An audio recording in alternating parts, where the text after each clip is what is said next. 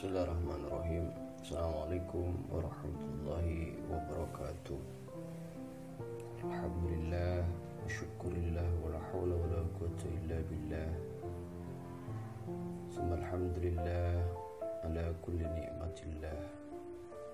Salatu wassalamu ala asyrafil anbiya'i wal mursalin, sayyidina wa habibina wa syafi'ina wa maulana Muhammadin wa ala alihi wa sahbihi ajma'in, amma ba'd. Mahasiswa yang budiman, seperti yang saya sampaikan kemarin, insyaallah resume daripada matkul filsafat akan saya sampaikan berbentuk video. Oleh karena itu, semoga resume atau video singkat ini bisa memperjelas tambahan materi yang sudah kita bahas kemarin malam. Mahasiswa yang budiman, yang kita bahas kemarin tema kita berkenaan dengan sekularisme. Apa itu sekularisme? Diambil dari bahasa Latin yaitu saeculum. Apa itu saeculum? Zaman now atau milenia, the present age, yang artinya kekinian. Saeculum berarti bermakna masa kini, yang mana masa kini ini berarti masa sekarang. Kemudian secara terminologi, sekularisme ini adalah konsep pemisahan antara negara dengan agama. Jadi politik and state atau state and religion. Jadi ini secara terminologi. Ini saya kutip dari buku Ahmad Sastra, dalam buku beliau yang berjudul Filosofi Pendidikan Islam.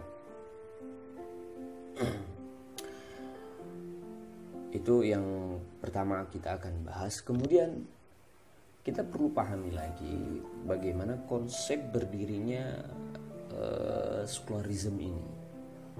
Jadi ini kan ada sejarahnya, seperti yang kita bahas dulu. Sejarah daripada sekularisme itu sendiri tidak lepas daripada sejarah Westphalia.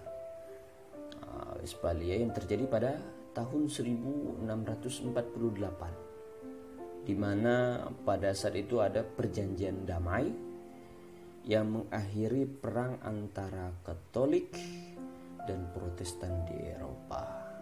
Itu awalnya, di mana kita tahu dulu Kristen itu mendoktrin penduduknya itu untuk tidak memiliki ilmu pengetahuan. Nanti kita akan bahas lebih spesifik lagi bagaimana peran atau doktrin daripada gereja ini kepada masyarakatnya.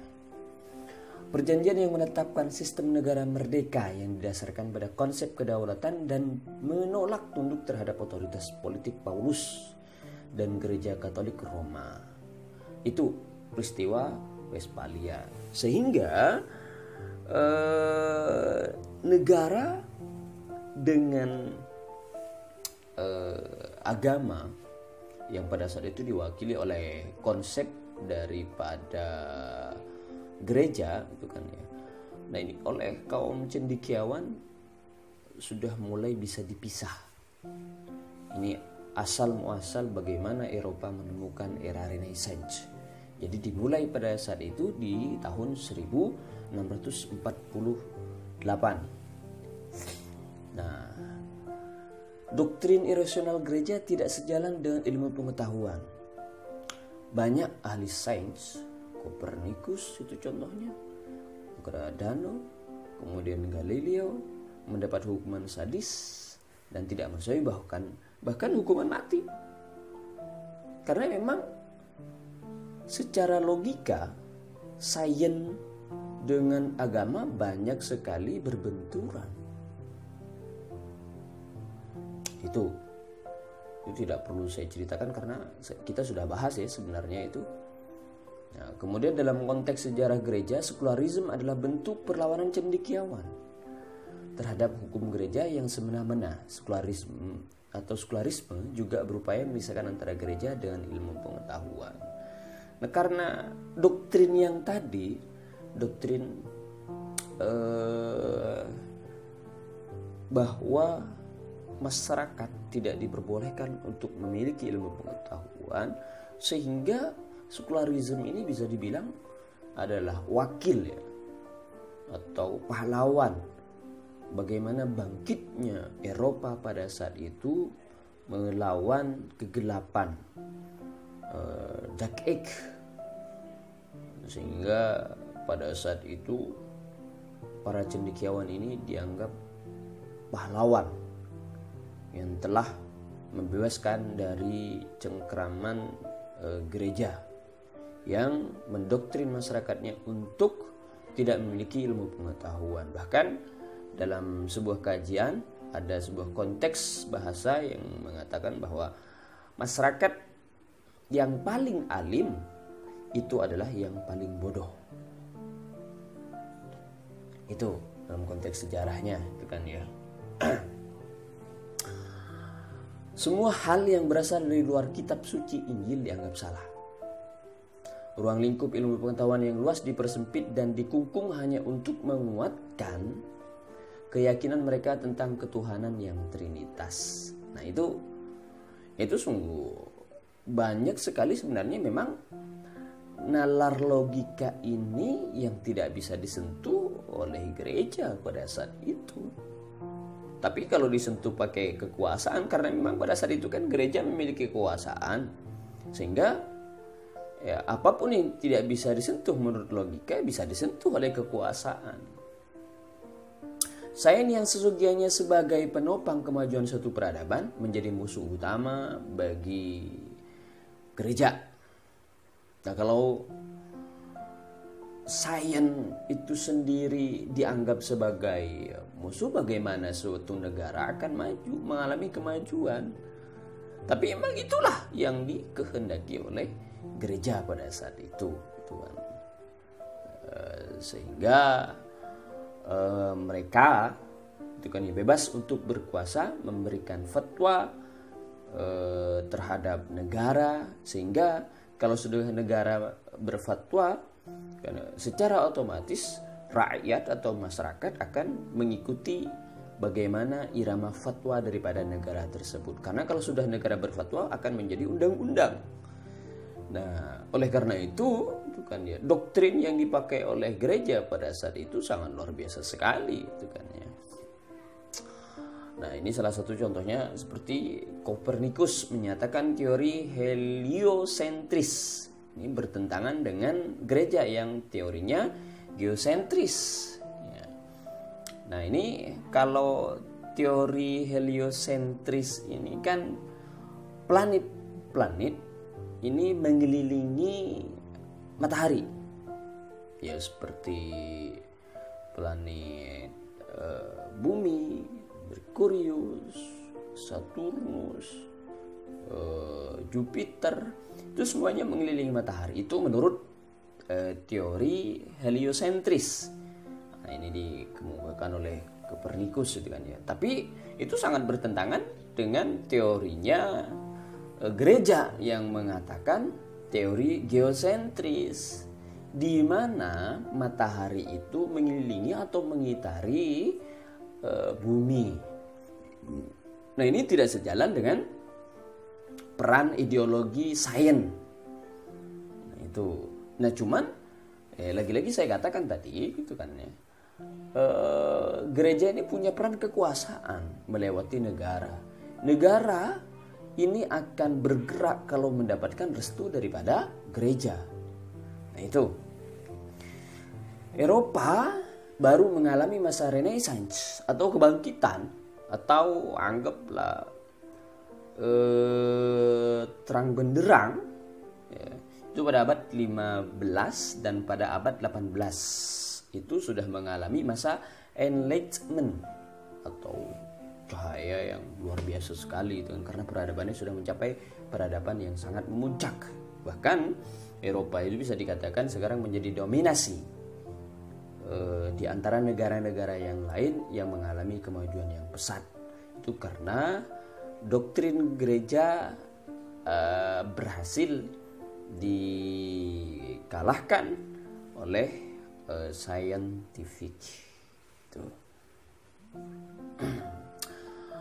Gerakan revolusi Eropa dari genggaman gereja, ini bisa dibilang dipimpin atau dimulai oleh Martin Luther, Recio, dan juga Spinoza. Ini 3 orang ini yang menjadi pelopor pergerakan Eropa melawan gereja. Nah, seperti yang kita bahas kemarin, bahwa negara yang pertama kali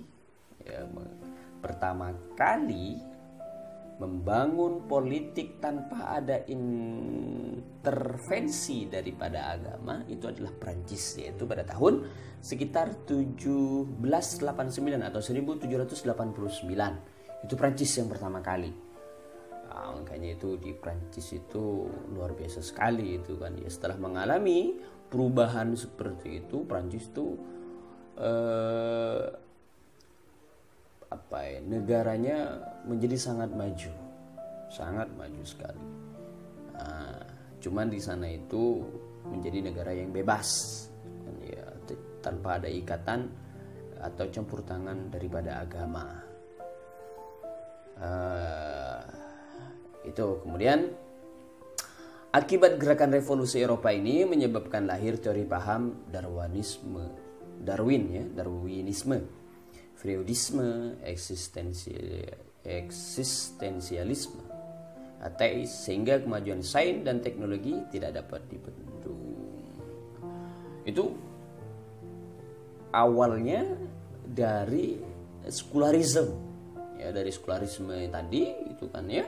Kemudian ini terus melahirkan gerakan revolusi yang sangat besar, sehingga lahirlah teori atau teori dan paham baru seperti Darwinisme tadi, kemudian Freudisme, kemudian eksistensialisme, dan ateis atau macam-macam lah, yang merupakan sebuah gambaran atau mewakili daripada kemajuan sains di Eropa khususnya. Kita sempat bahas juga itu kan ya, bagaimana peran daripada sekularisme di agama Kristen dan juga bagaimana peran daripada sekularisme di agama Islam. Nah, sekularisme terhadap agama Kristen itu relevan, atau terhadap gereja itu sangat relevan, karena paham gereja yang pernah kita bahas, bahkan barusan kita bahas itu kan, paham gereja itu mendoktrin penduduk atau masyarakatnya untuk tidak memiliki ilmu pengetahuan. Bahkan pernah saya sebut juga barusan itu kan ya, bahwa orang yang paling alim adalah orang yang paling bodoh. Nah, itu konsep daripada gereja dulu. Nah, kemudian kalau sekularisme itu masuk kepada Islam, kira-kira bagaimana itu kan ya. Nah, kita perlu pahami dulu bahwa Islam sebelum Eropa mengalami era Renaissance, itu Islam sudah mengalami kemajuan luar biasa. Bahkan dulu di Irak itu pernah menjadi kiblat daripada ilmu pengetahuan di masa Abbasiyah. Oke, ini kita juga tahu dulu itu di Andalusia, di Spanyol, itu dulu juga menjadi puncak peradaban ilmu pengetahuan dan kejayaan Islam. Dan peradaban Islam yang sangat luar biasa, itu masih bisa kita lihat bagaimana peradaban di masa itu kan ya, kalau kita bermain atau travel ke sana, itu masih ada museum-museum Islam itu kan ya. Ya sekarang memang tinggal museumnya, karena memang Islam kalah, terlena dengan suasana kemenangan tersebut.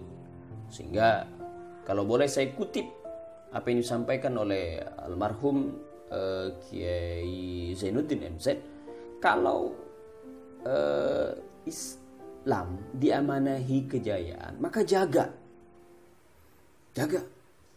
Sehingga kalau tidak dijaga amanah tersebut, maka Allah akan ambil. Nah itu. Nah terus bagaimana kira-kira korelasi antara sekularisme dan agama Islam? Nah, itu yang akan kita bahas. Kita pahami begini, sekularisme itu memang untuk mendongkrak kemajuan. Makanya dalam bahasanya itu kan milenia atau zaman now. Nah kalau nggak zaman now berarti itu disebut sebagai zaman klasik, gitu kan ya. Ini nggak zamani yang seperti ini. Ini sudah nggak modern, udah ketinggalan. Maka sangat relevan sekali ini untuk kaula muda kita sekuler ini, gitu kan ya. Cuman perlu kita pahami dulu bagaimana konteks sekuler ini kalau masuk kepada Islam. Kita pahami dulu yang pertama adalah Islam. Islam itu adalah agama samawi, sama dan juga agama Kristen juga agama samawi. Nah, agama Islam ini sebagai agama samawi, yaitu agama yang turun dari langit, atau sebenarnya agama itu kan ya yang diturunkan dari Allah melewati malaikat Jibril, kemudian disampaikan kepada baginda Rasulullah Shallallahu Alaihi Wasallam. Dan dari situ kemudian Islam itu disebarkan ke seluruh penjuru dunia. Nah, konsep Islam itu sendiri itu kan ya sebelum lahir sekularisme ini sudah lahir konsep ilmu pengetahuan. Makanya Nabi Muhammad sebelum dia berdakwah atau menyampaikan syariat dari Allah, itu beliau terlebih dahulu ditopang dengan ilmu pengetahuan. Makanya ayat yang pertama itu Al-Alaq ayat 1 sampai ayat 5. Bunyinya pun itu Iqra. Bahkan itu sampai 3 kali. Itu sampai 3 kali. Nah, artinya kalau Iqra itu menjadi tandem atau dasar daripada agama, agar agama ini kuat, ya, kuat dari pertama awal terbentuknya agama tersebut dan terus kuat selamanya, maka konsep ilmu pengetahuan itu harus dijaga betul. Hanya Iqra. Itu agama Islam sangat menganjurkan untuk belajar Iqra. Nah, sementara gitu kan di hadis Nabi pun juga demikian. Kita mungkin banyak sekali itu mendengar bagaimana keutamaan orang mencari ilmu. Bahkan anjuran-anjuran di dalam Al-Quran. Yarfa'illahu alladhina utul ilma darajat. Yarfa'illahu alladhina amanu walladhina utul ilma darajat. Nah, itu juga sangat dianjurkan di situ. Itu kenapa gitu kan ya. Agama Islam tanpa adanya sekularisme pun, agama Islam ini sudah memiliki konsep sendiri. Bahkan sekularisme ini belum lahir, agama Islam sudah lahir terlebih dahulu, kemudian sudah mencapai puncak ilmu pengetahuan. Maka tidak relevan kalau sekularisme itu masuk kepada agama Islam. Karena pada prinsipnya Al-Quran itu memiliki konsep ekonomi. Itu sudah diatur di dalam Al-Quran. Kemudian politik sudah diatur itu dalam Al-Quran. Kemudian budaya itu juga sudah diatur. Sains, pendidikan, dan semua aspek kehidupan itu sudah diatur oleh Al-Quran. Jadi kalau sebenarnya kita ini ingin maju, sederhana saja. Ikuti konsep di dalam Al-Quran, ikuti konsep yang ada di dalam hadis, maka insya Allah itu kan ya, sebuah negara itu akan makmur dan mencapai puncak peradaban tertinggi. Itu yang dipraktikkan dulu oleh baginda Rasulullah Shallallahu Alaihi Wasallam. Nah itu sedikit saya kupas itu kan ya, bagaimana dulu negara khilafah Turki Utsmani itu kan ya, pada abad 20 menjadi negara Islam pertama yang menerapkan sistem sekuler. Ya, ini dampak daripada sekularisme tadi itu kan ya, Masya Allah ternyata ini bermain peran juga di Eropa. Nah cuman Eropanya di sini adalah masuk kepada Turki Utsmani, sehingga pada saat itu Turki Utsmani menjadi negara Islam yang pertama kali itu sekuler. Itu virus ini kemudian menjalar ke negara-negara yang lain, negara-negara Islam yang lain, masuk ke Mesir, kemudian Algeria, kemudian Tunisia. Saya sebut virus itu kan ya karena tadi saya bilang itu kan Islam tanpa sekuler itu sebenarnya sudah mencapai peradaban ilmu pengetahuan yang baik, tinggi, bagus. Nah kemudian ini udah mulai muncul juga itu di Asia, khususnya di Asia Tenggara, ada Malaysia, kemudian ada di Indonesia, yang semuanya itu dibawa oleh Belanda. Nah, itu kalau kita kenal dengan Profesor Dr. Song Honjuk, saya susah sekali mengejanya itu. Nah itu termasuk daripada orang orientalis gitu kan ya, yang benar-benar mendoktrin orang-orang Islam untuk mengalihkan akidah mereka secara halus dan tersembunyi, namun gerakannya sangat masif. Bahkan beliau itu pernah belajar ke Mekah untuk belajar agama Islam, tapi tujuannya bukan untuk bahkan merubah namanya ya, tujuannya untuk menghancurkan Islam dari dalam. Itu sangat luar biasa sekali itu. Nah, sehingga kalau sekuler ini masuk kepada ranah Islam, maka akan memunculkan liberalisme. Itu yang dikhawatirkan ya dalam berpikir di segala bidang. Liberalisme itu sebenarnya sangat cocok dengan konsep HAM, karena kebebasan kemudian digabung dengan sekularisme itu bagus, sangat bagus malah itu kan ya. Konsep yang seperti itu sangat luar biasa, sangat bagus kan ya. Tapi kalau sudah masuk ke ranah akidah itu sudah tidak bagus, karena agama Islam itu punya aturan yang tidak semuanya bisa sebebas-bebasnya, tidak bisa. Liberalisme ini kalau masuk dalam konsep agama atau tatanan Islam secara menyeluruh itu kan ya, ini akan sangat bahaya. Kalau masuk konteks misalkan dalam konteks sosial, nah ini juga ada plus minusnya, konteks sosialnya. Tapi kalau konteks akidahnya, ini yang sangat dilarang, tidak bisa itu.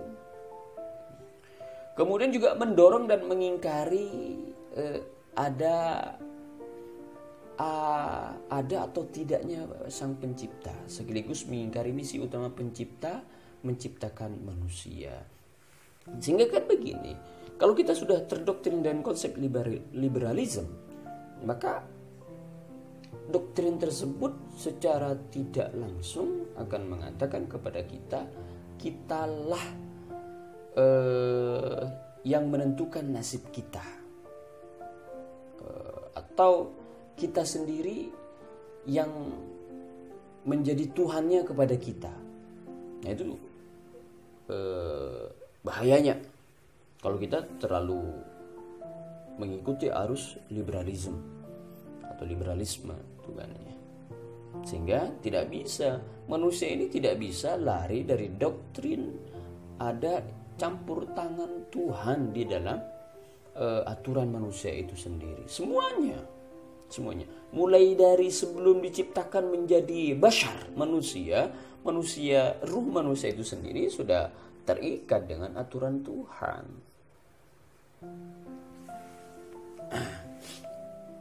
Kemudian kalau pengaruh sekularisme terhadap kehidupan, bisa jadi ini landasan agama yang kita miliki ini bisa hilang. Bisa.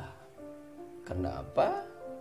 Karena kemungkinan besar itu kan ya, kalau sekularisme ini sudah masuk kepada ranah manusia itu kan ya, konsep kebebasan itu menjadi utama. Konsep kebebasan yang seperti apa? Ya milenial, masa kini. Kita tahulah bagaimana muda-mudi kita sekarang bagaimana? Zaman now sekarang itu bagaimana? Milenial itu sekarang itu bagaimana? Yang jauh sekali dari nilai-nilai Al-Quran. Sangat jauh gitu dari nilai-nilai Al-Quran. Sehingga mereka yang milenial yang mengatakan mereka ini adalah orang-orang zaman now, banyak yang hilang pegangan hidup. Banyak itu. Ini karena doktrin sekularisme yang secara tidak langsung masuk kepada mereka. Pengaturan kehidupan dibuat dengan standar akal manusia. Standar akal manusia itu terbatas. Sangat terbatas. Padahal itu kan ya. Padahal kita sangat tahu sekali bahwa sepinter-pinternya manusia itu dalam daya berpikir, saya katakan tadi, tetap terbatas. Sangat-sangat terbatas. Itu yang perlu kita pahami. Kemudian pengaruhnya sekularisme ini terhadap politik. Nilai-nilai tertinggi adalah yang berhubungan dengan dunia dan dipersempit menjadi nilai kemasyhuran, kemegahan, dan kekuasaan. Nah, ini jadi diantaranya kalau sudah menyentuh kepada nilai terhadap politik gitu kan, maka sekularisme ini diantaranya diungkapkan oleh Nicola Machiavelli, ini tokoh sekularisme, yaitu nilai tertinggi itu adalah yang berhubungan dengan dunia. Kemudian dipersempit kalau ingin menjadi masyhur, maka dapatilah itu dunia, kemegahannya dan kekuasaannya. Nah, ini yang bahaya ini, ya, kekuasaan tadi itu. Sebab kalau sudah menyentuh kekuasaan, maka kebijaksanaan yang berbenturan dengan agama itu sudah tidak bisa dibendung lagi. Kemudian pemerintahan yang baik adalah pemerintahan yang konstitusional, yang mampu membatasi dan membagi kekuasaan serta dapat melindungi kebebasan segenap individu-individu rakyatnya. Nah, ini kalau maknanya ini kan sebenarnya makna tidak terbatas kebebasan tadi itu kan. Ini bahaya kalau kebebasan tidak terbatas seperti itu. Sangat bahaya. Karena kebebasan seseorang itu dibatasi oleh kebebasan orang lain. Kalau misalkan penduduknya berbuat zalim kepada penduduk yang lain dikarenakan misalkan dia ini memiliki kebebasan, maka negara wajib melindungi kebebasan daripada penduduk yang lain. Masa iya sih negara akan membiarkan ada penduduk yang menjadi begal dengan landasan misalkan itu kan ya, ini bebas itu kan ya. Enggak lah, negara pasti turun tangan. Kemudian bagaimana pengaruhnya terhadap ekonomi? Pengaruhnya luar biasa sekali, itu dahsyat. Sifat serakah, egoistik, dan kemudian mementingkan diri sendiri yang dimiliki oleh manusia bukan sesuatu yang negatif, justru sebaliknya. Jadi ketika kita tamak misalkan, mengumpulkan seluruh uang yang kita miliki tanpa memikirkan kepada orang lain, itu kan ya, itu adalah sesuatu yang sangat baik. Itu bukan hal yang negatif, itu kan ya. Justru itu sangat baik. Dan adanya sifat serakah tersebut akan mengembangkan perekonomian suatu bangsa. Itu katanya Adam Smith. Ya, Adam Smith itu tokoh sekuler dan liberal. Nah, jadi sifat serakah itu justru sangat positif katanya ya. Dalam konsep Islam kan tidak. Kalau sifat serakahnya terhadap dunia itu sangat dilarang. Kemudian bagaimana konsepnya terhadap sosiologi? Peran manusia dalam melakukan rekayasa sosial dapat lebih mudah dan leluasa untuk dilakukan ketimbang harus pasrah dengan ketentuan Tuhan. Lah iyalah. Peran manusia lebih diunggulkan daripada ketentuan Tuhan. Sementara manusia itu tidak bisa lari daripada ketentuannya sendiri dan ketentuan daripada Tuhan. Itu sudah jelas. Bukan ya, dalam konsep akidah kita, terutama ini akidah Asy'ariyah mengatakan bahwa manusia ini seutuhnya sudah ditentukan oleh Allah. Meskipun sebenarnya terjadi khilafiyah ya di antara kalangan Asy'ariyah itu sendiri itu kan ya. Tapi Allah pun tidak memberikan doktrin cuma-cuma kepada kita itu kan ya, sehingga udahlah itu urusan Allah semuanya. Tidak, Allah itu juga memperhitungkan bagaimana kita ini bergerak. Makanya semua daripada amal kita itu semuanya ada catatannya. Faman ya'mal mithqala dzarratin khairan yarah. Sedikit saja amal baik kita itu ada catatannya. Wa may ya'mal mithqala dzarratin syarran yarah. Semuanya ada catatannya, positif, negatif. Setiap detiknya itu ada catatannya. Nah itu, jadi antara takdir manusia dengan takdir yang diciptakan oleh Allah ada korelasinya. Ada. Itu semuanya diajarkan dalam Al-Quran dan diajarkan dalam hadis Nabi. Itu nanti kita bahas bukan di ranah ini ya, tapi di bidang akidah itu. Sosiologi mampu mengontrol masyarakat dan oleh masyarakat mampu memahami perubahan sosial, fungsi-fungsi sosial dan tempat individu di dalamnya. Sebenarnya kalau kita tidak mencerna dengan baik konsep yang ditawarkan oleh sekularisme itu, maka kita akan mengatakan ini bagus, konsep ini bagus kan ya. Memang yang seperti yang saya bilang tadi di awal tadi, konsep tersebut memang bagus kan ya, untuk kemajuan suatu bangsa, asal tidak menyentuh pada ranah akidah itu kan ya, dan merusak kepada tatanan akidah yang sudah ditentukan oleh agama. Nah ini yang kalau sekularisme bersentuhan dengan agama. Paham sekularisme juga bergerak masif pada agama. Paham ini bergerak dengan sebuah paham dan gerak baru bernama pluralisme agama. Nah, yang memiliki 3 pilar. Prinsip kebebasan itu yang pertama, kemudian prinsip kesetaraan, kemudian prinsip netralitas.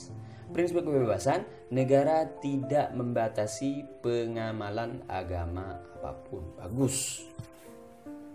Dia yang Kristen silakan. Yang Buddha silakan. Itu sudah diatur oleh undang-undang di negara kita itu kan ya. Kemudian yang Konghucu silakan. Diberikan kebebasan memang. Satu sama lain jangan saling mengganggu. Bagus. Prinsip kesetaraan, negara tidak boleh memberikan pilihan suatu agama tertentu. Jadi negara tidak boleh memprioritaskan agama tertentu demi terciptanya satu kesatuan yang kuat dalam negara tersebut. Itu sudah tertanam. Ya, di dalam negara kita itu sudah ada yang seperti itu ya. Makanya bukan negara Islam, tapi agama Islam yang berada di Indonesia ini yang menjadi agama mayoritas itu kan tidak menentang bagaimana aturan negara. Prinsip netralitas, negara harus menghindari diri suka atau tidak suka kepada agama. Ya, emang itu bagus. Ya, bagus. Kepada 3 pilar ini bagus untuk satu kesatuan satu bangsa agar tidak tercipta konflik yang sara.